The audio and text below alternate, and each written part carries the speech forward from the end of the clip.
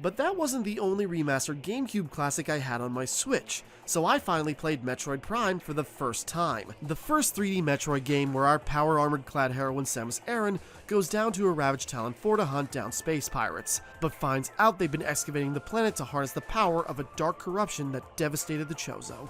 Brilliant progression of power as you find upgrades that literally open new doors for you to find even more equipment, or shortcuts that loop around to the different biomes of the planet, scanning ancient ruins and space pirate data logs, filling out the culture of the Chozo on this planet, and giving some personality to the random pirate goons. Level design that rewards you for getting stronger, making it easier to traverse as you go, and finding the Chozo artifacts to open up the final battle. It had its frustrating moments. The modern controls are great, but sometimes when you're trying to double jump in combat, it gets registered as a sidestep, which often keeps you in harm's way. Sometimes the main path isn't super clear, so that leads to backtracking to find the next major thing, and that can take a while even if the game's giving you hints. And the Chozo ghosts.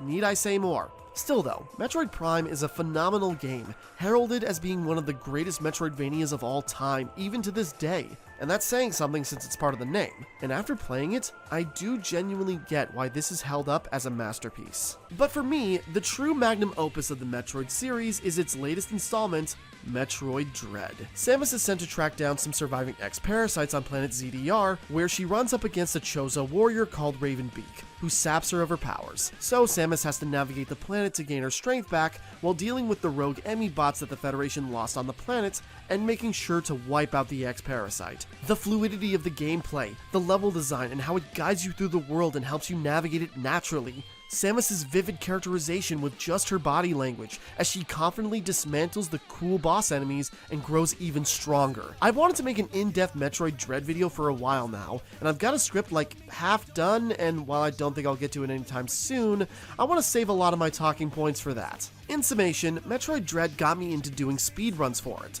It was so satisfying learning the intricacies of the mechanics and map layout to perform sequence breaks. One major one even has a special cutscene for pulling it off, and realizing just how much the devs themselves accounted for game-breaking stuff to happen made it feel even more rewarding. And while I'm not gunning for Hard Pelican or Oats and Goats' crowns, I feel like I have some times that I can be proud of. Metroid Dread has shot its way up to being one of my all-time favorite games, and if Metroid Prime 4 Beyond, or whatever the next 2D Metroid game turns out to be, is even a fraction as good as Dread, it'll still be one of the best games of its year, or even of its generation.